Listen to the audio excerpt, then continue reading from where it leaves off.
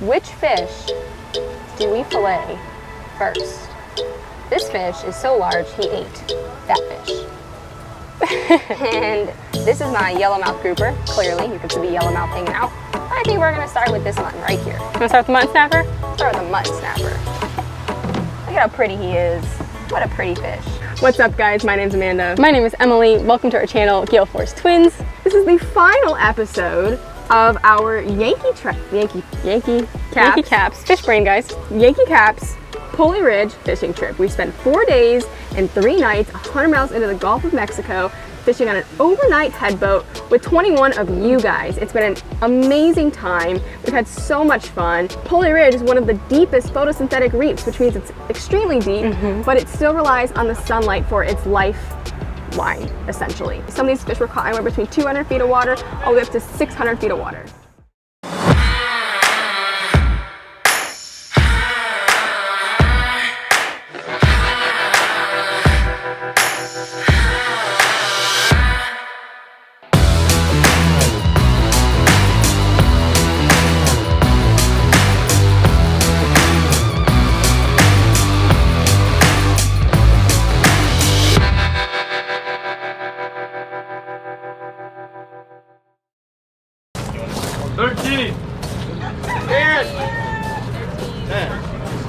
Monsters.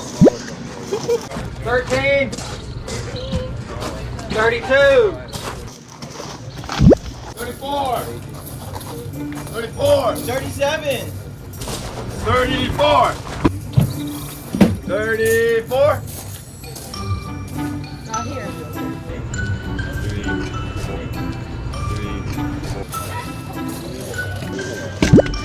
34. 4. What's your number? 34. 4. I know your number. 4.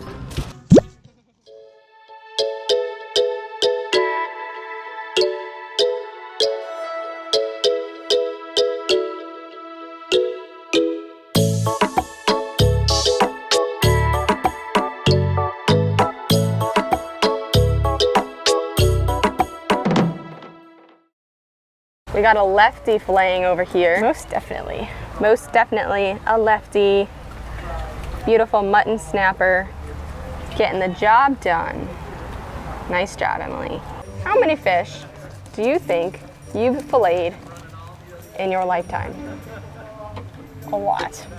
We could definitely say a lot. There are days where we've filleted 100 in a day. 100 a day. So 100 in a day times Obviously, you don't do that every day. a lot of days of the year times quite a few years adds up. Are you ready to fillet this red grouper with me? Yes, so this is our red grouper. You guys remember we caught this fish in one of our earlier episodes. Emma's gonna go ahead. Was it earlier on the trip? It wasn't earlier on the trip. I don't remember when it was. This red grouper, high-speed vertical jigging, and this grouper swam off the bottom. That was this fish? That was this fish. I don't remember. Maybe. It was a red grouper. This is... Anyways, let's start with a pro tip. Rinse off if your fish are slimy like groupers, rinse them off before you fillet them. Yes, by rinsing them off, it's no longer slimy, so Emily can grab it easier and your knife won't slip as much. It gives you an advantage. First and foremost. Not first, this is second. Second and foremost. We are gonna start by outlining our fish. I personally like to start with the other side. It might take you a while to get into a groove of what you like to do. Yes, everybody has a side they like to start on. I normally start on this side too, I like think. to outline first. So I'm going to go on an angle. This area is the belly area, so you don't have to worry about the meat there. Not as much. Not as much. Up the head. There you like go. That. Beautiful. Now I'm going to turn my knife. Yep, turning the knife. And work my way, Working your way down the backbone. Woohoo, going down. And this is just my outline. Just a nice This is outline like to get through the skin. When you were a kid and you colored in the lines. So you're I'm creating my lines. Okay, ready? Yes. Now what I like to do here, call this an Emily special. I poke the meat through, the knife through, and I finish filleting down the tail. Ta-da! Kind of gives you some advantage later. You'll see. Now I'm going to rotate the fish. Rotate, rotate, rotate. And I'm going to do the same thing on the other belly side. Okay, I got a twin truth for you. You have a twin while truth? you're doing that, while you're Okay. finishing your outline. On the count of 3, which twin do you think is better at filleting big groupers? Are you really going to do that for a twin truth? Ready? I think, okay, sure. 1, 2, 3. See? I knew it. How kind of Emily you. for some reason, is just really good at filleting those big groupers and those big muttons. Maybe not that I'm not good at it, but I just don't like it. Yeah. I think it takes a process. They're spiny, it's a process. Like, it's just not something that I'm not good at. I just don't prefer it. That's for sure. Okay guys, I just outlined that side. Now I'm gonna outline the other side of this fish. Hey, we gotta be honest in our twin truths, right? Very true. That's what our YouTube channel is all about. very true. Authenticity, transparency, being real with you guys, and I'm gonna be real. I don't like filleting big groupers. That's why Emily's filleting this one. It's like, can you please fillet the groupers? Like, it's just not something I enjoy. Just like Emily likes slow pitch digging more. I like to bait fish. Slow pitch digging hurts my armpits after a while. I'll do it and I enjoy it and I enjoy catching fish in it, but my armpits get tired. I'd rather bait fish all day long. I love deboning gogs, I love deboning ballyhoo and bait fishing. That's kind of my thing. Emily's thing is more of she likes the jigs, the slow pitching. She loves vertical jigging. I do. Loves it. She's crazy. I don't know why she loves it. I don't know who would love that. I mean, you're just sitting there bouncing up and down all day long. But you know what though? I enjoy more, I guess you could call it lure fishing. It's not really a lure, but non-bait fishing, it's clean fishing. You don't get dirty. It's kind of nice. It's a nice benefit to high-speed jigging, vertical jigging, slow-speed jigging, slow pitch jigging. I have both sides outlined. Now I'm going to work on getting the meat off. So time to get the meat off, Emily. Another pro tip, keep your fish to the edge of the table. Yes, you see how close to you. To the edge of the table she is. And I'm just going to take my knife. 10 times easier. I'm going to work down the backbone. Perfect. So you're just going to work down the backbone, nice and easy. Follow it down the fish. There's a lot of meat on there. There's a lot of meat on this fish. It's going to make for some delicious grouper. All right, guys, come check this Look at out. that. That was really nice. When I get to the spine here, I kind of roll my knife up to get over it. My knife is almost on this kind of angle as opposed to a downward. So on the backbone, you're gonna have your knife as angled down as possible. On the spine, kind of angle your knife up to get it off the just like backbone. that. And up here we have the rib cage. So I'm just gonna kind of get as much meat off of it as I can with some force. There you go. I'm gonna grab it on an angle. And this is the kind of part where you just gotta go with it. There you go. Use some of those muscles. Nice. There we go. There you go. The rib cage. Perfect. Now I'm gonna focus on the meat that's here. So what I like to do, get my fish closer to me. It's like suction cupping to the table. Yes! Trying to pick it up. That was crazy. He was suction cupping to the table. Okay, come here, guys. Now that I'm here, I'm going to point my knife down to get the meat off of this side. Perfect. Just like that. Just like that. Nice. And you didn't even take the rib cage with you. So the rib cage. This is the rib cage. Is all right there. And this is going to be the belly in right here. in there. And here is your nice fillet. Good job, Emily. Thank you. The next step in filleting a grouper is to get the meat off. So let's check this meat out here. Now, guys, I have extra skin here from the way that I did that slide on the tail. So I'm going to hold it with my fingers and use it to my advantage. I'm going to cut down through the meat, but not through the skin. Then angle my knife. I'm going to slide up the meat as best as I can, and once I get some leverage, I'm going to grab it. Really give it a grab. Perfect. Skin going over. You ready? Now we got to get rid of all these bones in here. Groupers and muttons and snappers and almost any fish is going to have there's pin bones here, and then also the stomach is here. So we're going to go on either side of the pin bone on an angle.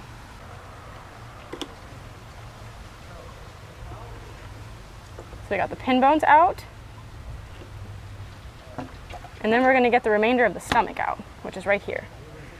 Cut the rest of the stomach out. And just like that, feel through it. I don't feel any bones. Guys, I found a parasite in my red grouper. Look at this. I was like, what is that? I'm going to cut it out because I'm not going to be eating this meat anyways.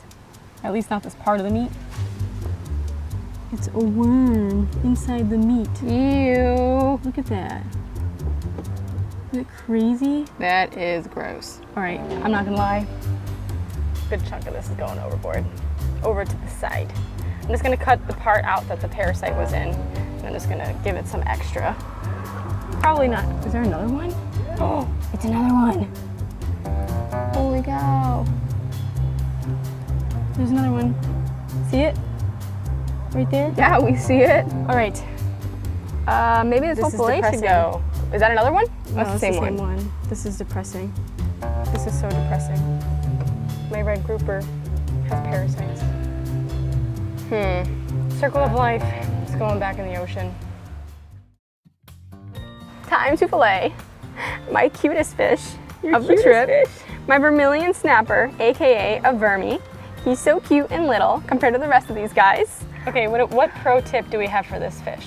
Let's come up with a pro tip for you fillet watchers on the other side. Well, let me first give you a fish identification. Vermilion snappers are pink/red with red eyes. And if you look closely, it has yellow, very faint yellow. A yellow eye snapper looks the exact same with a yellow eye. So if you're never not sure, you need that red eye. And a red snapper would look very similar to this, but not have any yellow, and it would be all red. And it's much larger. And much larger. I think vermilion snappers are more torpedo shaped or like Narrow, skinnier. Red snappers' body is more like a mutton snapper. I would agree with that. That's how I would ID them. Okay, let's get to this. So, I think I'm going to show you a one swipe snapper method on this fish. My one swipe snapper method. Ready? Come on the other side because I'm right-handed. Well, first, actually, we've already told you this one, but rinse the fish. Okay. One swipe snapper method. Here we go. So I'm using a pretty flexible knife because it's a small fish, tender meat, tender fillets, easy to break through the backbone, so I don't want to accidentally break through the backbone. You want to crush the fish. I want to crush the fish. In one swipe, I'm going to go down to the backbone. Once I feel it, turn my knife out. One swipe, go down. There we go. Find that backbone all the way. Now I'm not going to cut through the skin. Open it up. Pick my knife up from here to here. Take the skin off. Perfect. That's your one swipe snapper technique pro tip. That was awesome. Now I'll just get the Fishy hands. really quick. This is where the rib cage is. Gonna cut my knife, angle my knife down, cut out that rib cage, and the pin bones at the same time are also right in here. Make a little V cut to remove any of the pin bones like that. And there you go. So I guess that would be a 1, 2, 3, a 4-cut snapper technique. One swipe, four cuts out the door. Done. Dunzo. Dunzo. Next fish, quite literally on the chopping block. The ham bone. Okay, what's gonna be our technique this time, or our snapper trick? How about we show the more slow way? Slow and detailed. Slow and steady wins the race. So flip my fish over. If your snapper's a little bigger, you're gonna wanna do this technique. Yes. Or so I could probably do this fish in one swipe if I wanted to, but I'm gonna show you the slow and steady snapper technique that I like. So same thing. Gotta get through those scales. Cut down to the meat. This is actually the first ham bone I filleted. Oh wait, no it's not. What am I saying? I've filleted these before. I forget. It happens. Make a slice down by the tail. All right, so hold on. Slow down, Amanda. Slow down. We got an angled slice up here and a slice down by the tail. And now we're gonna outline. We're gonna outline the backbone. Outline. Okay, once I'm outlined, I'm turn my knife back. We're gonna wanna follow that backbone. You can hear it. Perfect. Just listen. Ready? You guys hear it? Try Going on the backbone. Good job. And then Looks I'm gonna come up the backbone, and then we go down on the other side.